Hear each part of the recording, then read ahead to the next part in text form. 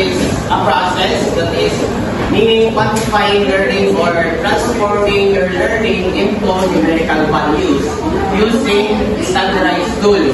So when we say standardized tool, is siya ang mga quizzes, exams, tests, or mga rubrics na ginagamit ng ating mga professors or ng mga teachers para i-rate or nadaan nila ng score sa atong mga performance or based sa atong performance.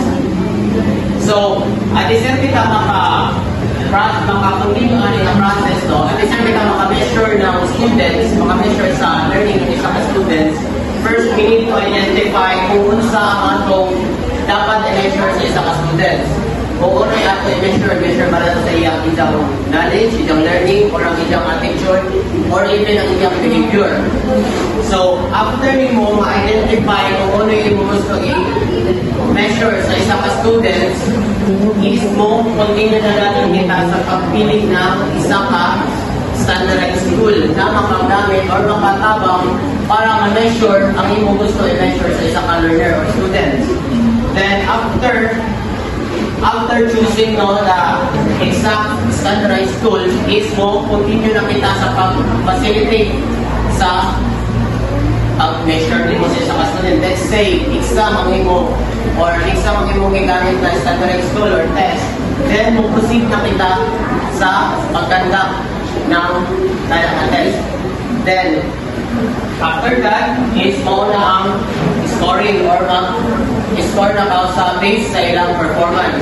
So, measurement no is, for me, is quality siya, kanang good process, kaya ma-avoid ninja ang mga biases, kaya mag-base naman ang score sa learner based naman sa exact answers sa mga questionnaires or sa mga subjects sa ilang performance.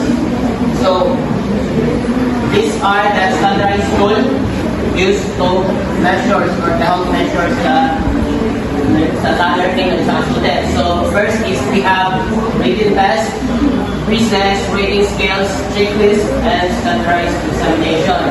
So, sa kanang standardized examinations is kana na siya ang mga IQ test, mga yan, or examinations. And next is assessment. So, kung ang sa measurement is all about numerical values or mga numbers or i-rate through numbers ang imong performance, then ang sa assessment is all about gathering data or collecting information. So, for example, si Mr. Ochaga is isa ka instructor or professor, let's say, then nag-facilitate siya ng isang exam within the class, no? Then, nag-notice niya na gagmay ang score or gagmay ang buwan ng inyong mga students. Then, pagkabot sa assessment, yan na siya maghanap ng mga reasons kung ano gagmay ang score sa inyong mga students. Or kung ano either kung ilan na-learn during sa inyong discussion, or it's either mali ang iyang teaching method or iyong teaching style sa pag-teach ng inyong mga learners. So, types of educational assessment. So, first is diagnostic assessment. So, this is done before. This is done before an instructions or pre-test. For example, this is to test or identifies the prior knowledge ng isang learner kung naa ba siya knowledge daan sa kanang topic or sa kanang lessons. Then second is the formative assessment. So this is also done during instructions. So this serves as to monitor kung naabay learning na nakuha ang isa ka student after sa pag-discuss ng isa ka topic. So, good po siya mga formative assessment para dili ka rin makalimutan ng isa ka learner ang iyang mga na-learn sa isa ka topic. Kaya kung ato pa sa after sa ikatuloy na module ng quiz, is na may possibility na makalimutan din ka ang nasa module 1 kung ato na sa module 3 dahil kung mag-quiz. Then, third is summative assessment. So, this is done after instructions or ang atong ginatawag na examination every midterm or every sem. So, this is to measure the overall learning ng isang student within the semester.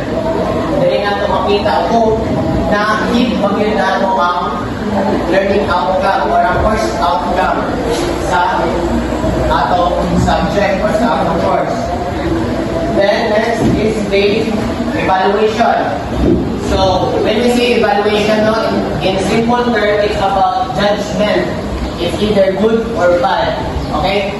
So mag-base ra ang evaluation sa mga nag-gather na data gikan sa measurement and assessment. So for example, para sa example kanina na si Mr. Ochada is gagmay ang scores sa mga students. Then sa assessment is mag-gather ang si Mr. Ochada ng mga information or reasons ano gagmay ang mga scores sa mga students. Then during sa evaluation is mag-gather daw siya and ida subton and ida i-judge kung sa ihatag na grado based sa mga data na nakulit ni Mr. Ochada. Is either mabagsak ang estudyante, itong gamay na ilang mga examination, quizzes, or performance. So, kalit ko yun, ang malaihan na bibila kayo sa measurement is all about numbers.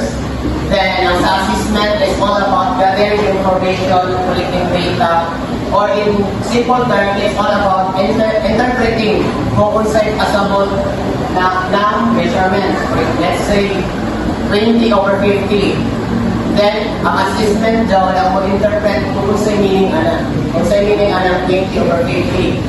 Nga na. Then, sa evaluation is, para sa utang is all about judgment.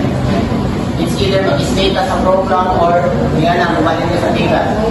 So, wala ka siyang cycle lang, mabalik-balik ka siya sa measurement, sa assessment, then mabalik na po siya sa evaluation, then mabalik na po siya sa measurement. So, that will be all para sa akong topic. And thank you.